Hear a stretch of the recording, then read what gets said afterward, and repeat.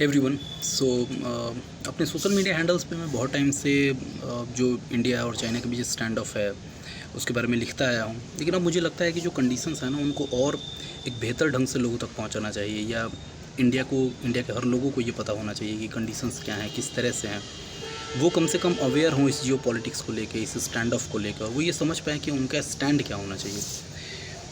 देखो, एक सबसे इम्पॉर्टेंट बात यह है कि हमारे पास सबसे स्ट्रैटेजिकली सबसे बेनिफिशियल चीज़ ये है कि आज हमारे पास नई दिल्ली के अंदर एक ऐसी गवर्नमेंट है जिसके पास पॉलिटिकल विल है, जो ताकतवर है, जो जानती है कि किसी चीज़ को किस तरह से सॉल्व करना है, और उनके पास सॉल्व करने का अपना एक अच्छा इंस्ट्रूमेंटल स्ट्रैटेजी है।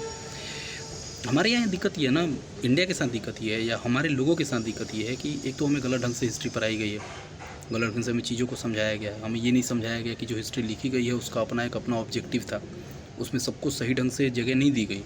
ये समझा दिया गया कि हमारे यहाँ जो कुछ भी कांग्रेस ने किया, कांग्रेस की वजह से सब कुछ हुआ। बट उन चीज़ों में ना जाते हुए मैं आपको एकदम स्ट्रैटेजिक फैक्ट जो बताना चाहूँगा वो ये बताना चाहूँगा कि 2014 was a strategic year for India, politically भी और बाकी सेंस में भी। क्योंकि तब हमें एक ऐसी गवर्नमेंट मिली ना जो नेशनलिज्म को प्रमोट करना जानती है, जो ये चाहती है कि हम सिर्फ एक फालतू के आइडियाज़ में ना फंस के, बल्कि हम अपने नेशनलिस्ट आइडियाज़ को अपग्रेड करें। नेशनलिज्म का बहुत बड़ा कनेक्शन है इस पर्टिकुलर स्टैंड ऑफ से। आज जो कंडीशन बन रही है, आज जिस किस्म की कंडीशन है इंडिया और चाइना के बीच में, वो एक दिन में नहीं खड़ी हुई है। फंडामेंटली जो जियो पॉलिटिक्स होती है, जो स्टेट अफेयर्स होती है, वो एक दिन में नहीं ख़राब होती है, ये एक दिन में अच्छी नहीं होती है, टुक टाइम। और जाहिर सी बात है, इन सब चीज़ों को हम सेग्रीगेटेड वे में नहीं देख सकते हैं, दे आर हाईली इंटीग्रेटेड। क्योंकि आज की कंडीशन इंटीग्रेटेड है टू 1962, लेकिन बहुत बड़ा फ़र्क आप देखोगे कि 1962 के अंदर में जिस तरह से हमने सॉफ्ट पावर पॉलिसी का यूज किया, जिस तरह से नेहरू ने एक पॉलिटिकल एब्सेंस दिखाई कि उन्होंने ये दिखा दिया कि हमें सिर्फ सॉफ्ट पावर पॉलिसी ही यूज करनी है, या हमें कोई हार्ड लाइनर यूज नहीं करना है, दैट वाज अ ब्लंडर। आपको ये, आप कांग्रेस के हैं, बीजेपी के हैं, आप किस पार्टी को मानते हैं, किस आइडिया को मानते हैं, that is not a matter, you are Indian, और आपको इस स्टेट के लिए खड़ा होना चाहिए। और जब आप स्टेट के लिए खड़े होते हैं ना, तो आपके लिए कोई गवर्नमेंट या कोई आदमी इंपॉर्टेंट नहीं होना चाहिए।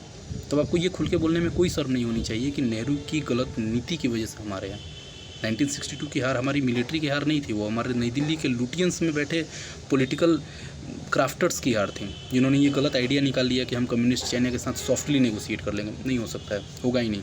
देखो, कम्युनिस्ट गवर्नमेंट एक अलग किस्म की गवर्नमेंट होती है। आप सॉफ्ट पावर पॉलिसी नेपाल के साथ यूज कर सकते हैं, आप soft power policy western European country और यूएस के साथ यूज कर सकते हैं।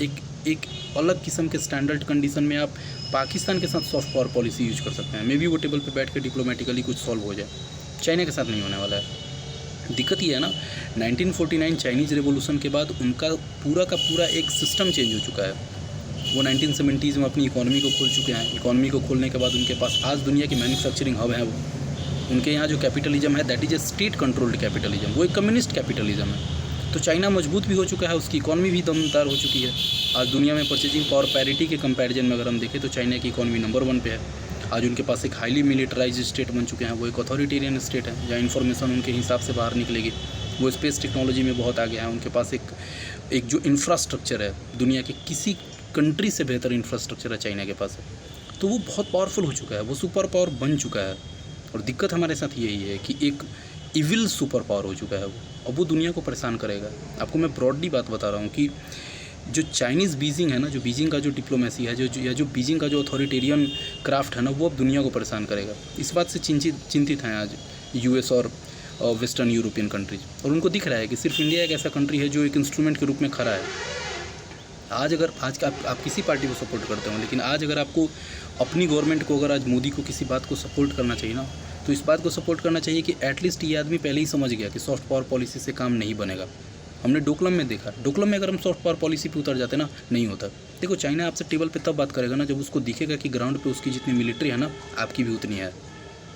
आज वो टेबल पे इसीलिए बात कर रहे हैं। जिस दिन उसको ये एहसास हो गया ना कि आपके पास सिर्फ बातचीत ही ऑप्शन है, वो बात नहीं करेगा, दिन वो अटैक करेगा। यही 1962 में हुआ।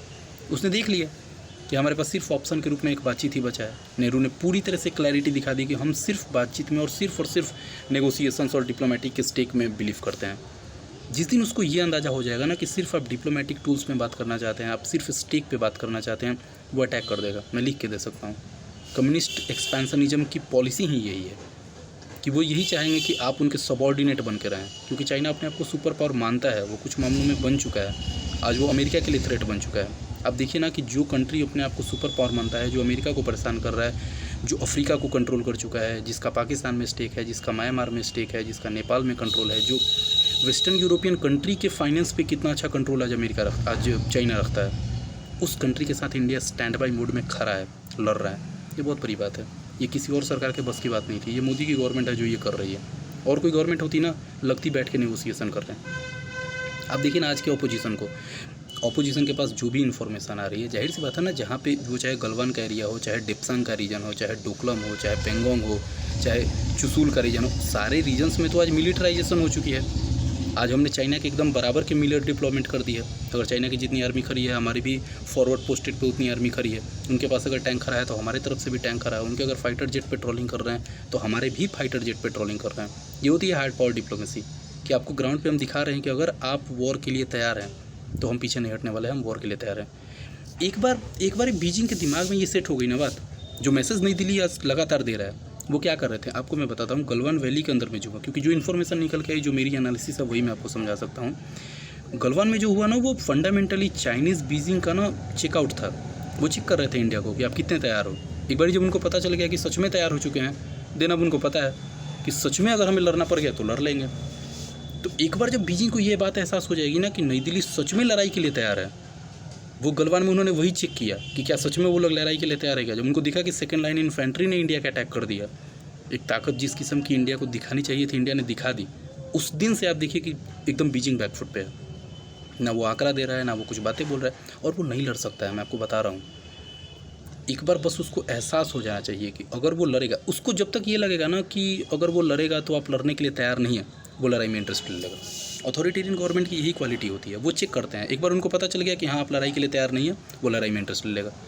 एक बार जब उसको ये पता चल जाएगा कि हाँ सच में आप लड़ाई के लिए तैयार हैं, मिरर डिप्लॉयमेंट जो हमने करी है, जो हमने वहाँ पे अपनी इंफ्रास्ट्रक्चर को खड़ा किया है, जो हमने एज डिप्लॉयमेंट के दम पे सारी इंस्टीट्यूशंस को वहाँ पे एकदम से खड़ा कर दिया है मिलिट्री लेवल पे, दैट इज़ अ फोकस।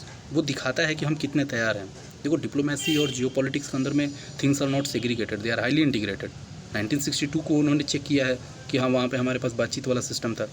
2017 में वो सॉफ्ट रह गए डोकलम में, जब उन्होंने ये देखा कि इंडिया ने हार्डलाइनर यूज कर ली।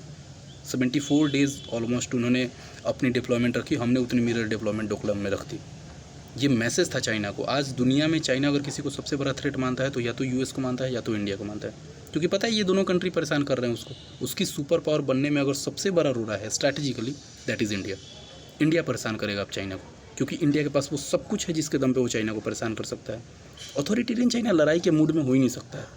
एक बार उनको पता चल गया, वो तो 20 फ्रंट पे लड़ने को तैयार हैं। उनकी सुपर पावर की अथॉरिटी या उनका सुपर पावर का कॉन्सेप्ट ऐसा है, उनको लगता है कि कुछ भी सॉल्व कर लेंगे।